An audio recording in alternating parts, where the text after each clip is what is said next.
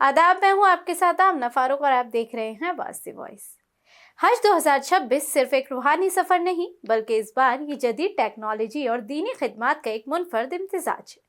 सोचिए, दुनिया भर से आने वाले लाखों आज़मीन और उनकी रहनुमाई के लिए 24 घंटे काम करने वाला एक ऐसा निज़ाम जो कभी नहीं थकता।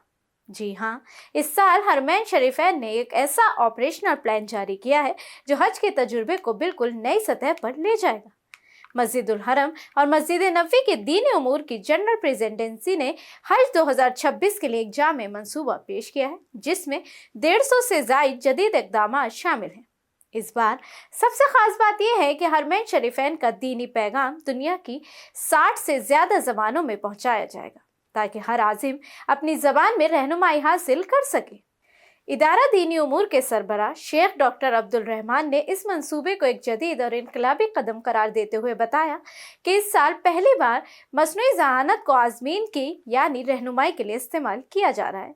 सिर्फ यही नहीं, जदीद डिजिटल प्लेटफॉर्म्स के जरिए एतदाल, मियाना रवी और अमन का पैगाम पूरी दुनिया तक पहुँचाया जाएगा।